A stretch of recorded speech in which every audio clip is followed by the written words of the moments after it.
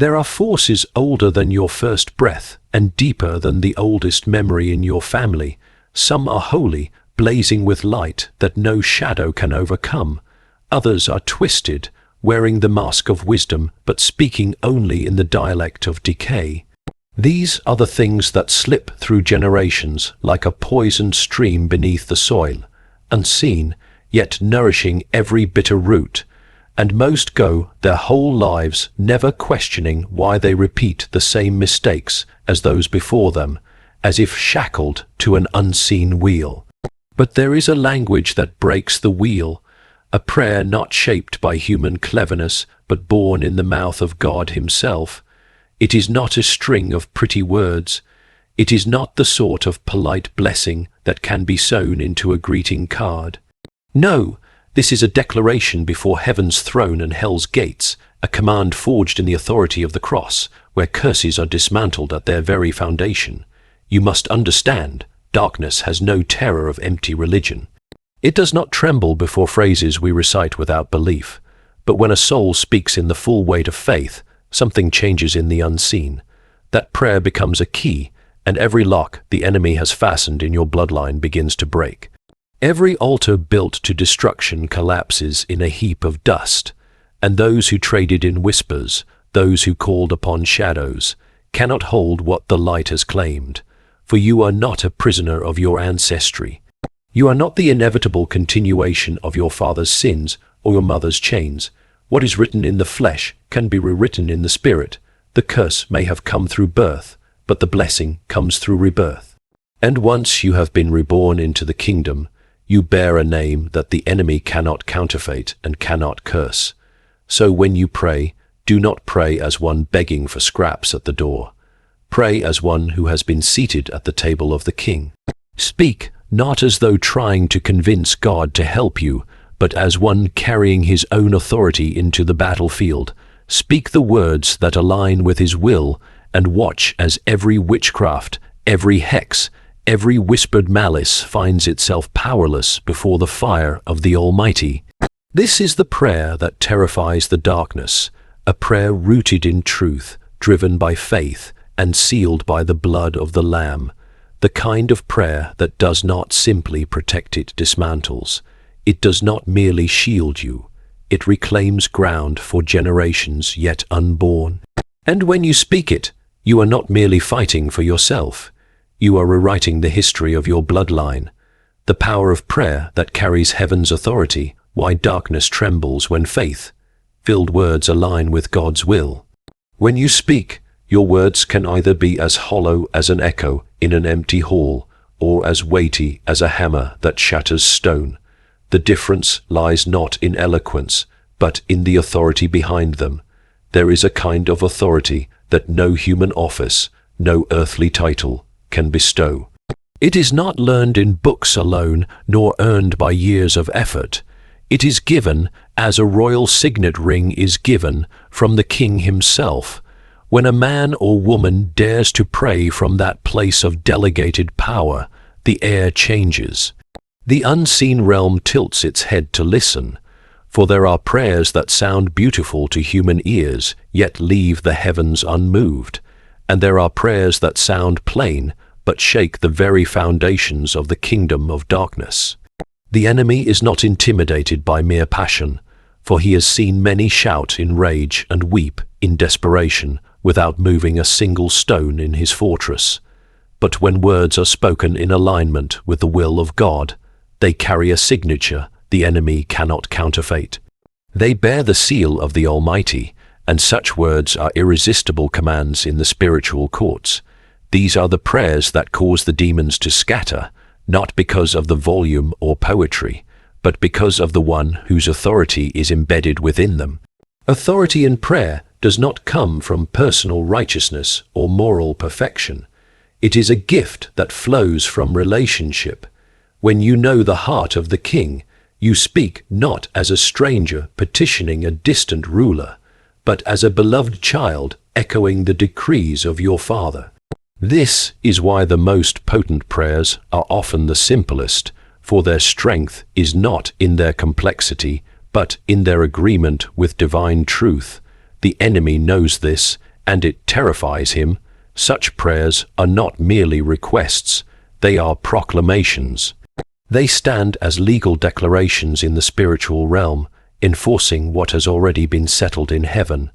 They remind the adversary of his defeat, of the blood that speaks a better word, of the cross that dismantled every curse and chain. When you stand in that reality and speak it aloud, you are not trying to persuade God to act. You are enforcing his already victorious will upon the battlefield. That is the power which is fear, for no incantation, no ritual, no crafted spell can stand against a decree born from the mouth of God and spoken by one of his own. When a prayer carries heaven's authority, it is like a sword drawn from a sheath, cutting through every veil the enemy tries to place over your life. It pierces through confusion, dismantles lies, and exposes every hidden work of darkness. It has the power to unseat spirits that have been entrenched for generations, to silence voices that have whispered over bloodlines for centuries. The authority is not in you by nature, but it flows through you when you stand under the one who commands all creation.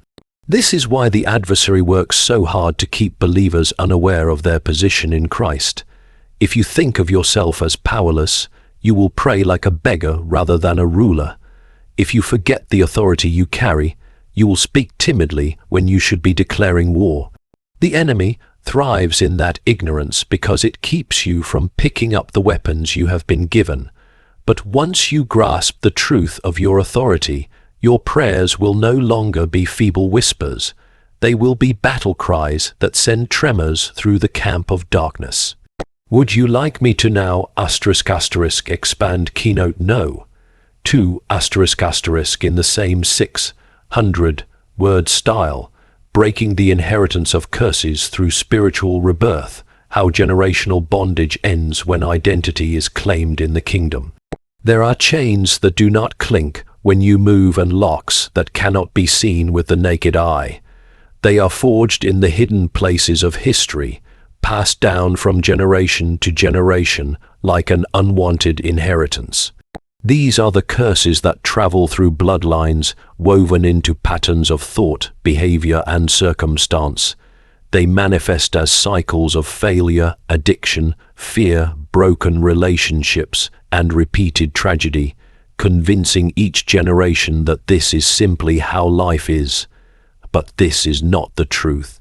You were not created to live under the weight of ancestral shadows. What enters through your earthly bloodline can be broken and replaced by what flows from the heavenly one. When you are born into this world, you inherit more than your physical features. You also inherit a spiritual legacy, sometimes rich in blessings, but often tainted with the residue of sin and rebellion from those who came before you. The enemy takes advantage of these open doors, building strongholds in families so that destruction feels inevitable. But when you are born again, you are grafted into a new lineage. Your spiritual DNA is rewritten. You are no longer defined by the mistakes, sins, or failures of your ancestors. You become part of a royal bloodline that is free from corruption and full of eternal life. This transformation is not symbolic. It is a legal change in the spiritual realm. Just as an adopted child receives a new name and new inheritance, you receive the identity and rights of a child of God. Every curse that clung to your earthly name loses its claim over you.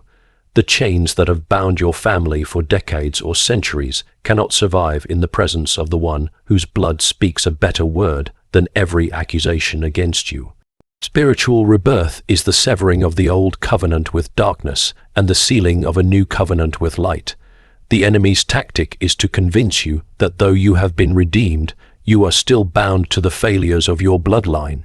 He whispers reminders of your family's history, pointing to patterns and convincing you that nothing has changed. But those whispers are lies meant to keep you from walking in the fullness of your freedom. The truth is that the moment you are reborn into the kingdom, the legal right of every curse to remain is broken. It may try to linger out of habit or deception, but it no longer has the authority to stay. Your role is to enforce that truth through prayer, declaration, and faith-filled living. Breaking free from bloodline curses is not just about escaping what has held you back. It is about reclaiming what was stolen. The enemy has plundered families for generations, taking peace, prosperity, health, unity, and purpose. Spiritual rebirth gives you the authority to demand restoration, not only for yourself, but for those connected to you. Your life becomes the turning point in your family's history, the moment when the tide shifts and the old patterns are replaced with blessings. When you stand in the identity given to you through rebirth, you carry the authority of the one who adopted you. This means you are no longer the victim of what came before. You are the beginning of something new. You are the breaker of chains, the builder of altars to the living God, where there once were altars to destruction. Every prayer you pray from this position is not merely about your survival. It is a declaration that the future will be different because the bloodline has been claimed by the kingdom. Do you want me to go ahead and *** expand keynote? No. 3 ** in the same style. Rewriting the future of your bloodline, turning personal deliverance into generational restoration and victory. When the curse is broken in your life, the victory is not meant to stop with you. What God redeems in one generation can ripple through the next, rewriting the story of your bloodline for centuries to come. The transformation of a single heart has the power to alter the destiny of children yet unborn, shaping the spiritual landscape they will inherit. You are not simply delivered for your own sake. You are appointed as a turning point, a living testimony that the future does not have to be chained to the past. Generational patterns are often like well-worn paths through a forest. Each step taken by those before you makes the way easier to follow until it becomes the default route for everyone who comes after. But when God intervenes, He does not merely block the old path. He carves a new one. And as you walk it, you are marking a trail for those who will follow. Your choices, your prayers, and your obedience are laying down stepping stones for others to cross into freedom. Rewriting the future of your bloodline means that your life becomes a seed. Every act of faith, every stand you take against darkness, every moment you choose righteousness over compromise plants something that will grow long after you are gone. Just as curses can multiply through generations, so can blessings. What you fight for today will become the foundation someone else stands on tomorrow. Your children may not fully understand the battles you faced, but they will live in the freedom you secured.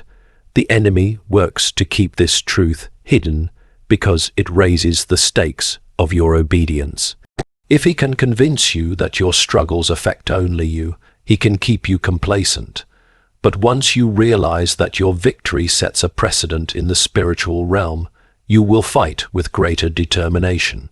You will see that your prayers are not just breaking chains in the present, they are forging weapons for your descendants to wield.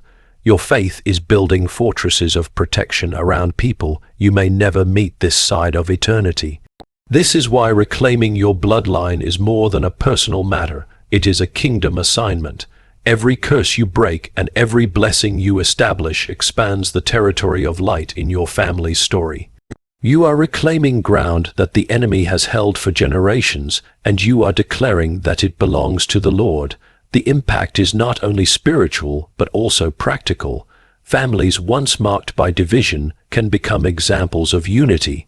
Legacies of poverty can be transformed into testimonies of provision. Histories of compromise can be rewritten into chronicles of steadfast faith. Your role is not to simply survive your circumstances, but to become a builder of legacy. This requires intentional living, choosing daily to plant seeds that bear fruit in alignment with God's will. It means refusing to repeat the mistakes of the past, even when they feel familiar, and committing to walk in the new identity that has been given to you. It means standing in prayer for those who cannot yet pray for themselves, covering your descendants in intercession before they are even born. When you embrace this calling, your life becomes a bridge between what was and what will be. You stand in the gap between generations, carrying the blessings of the kingdom forward while refusing to let the curses of the past slip through your hands. You become the point in your family's history where the story turns, where darkness loses its grip and light begins to reign.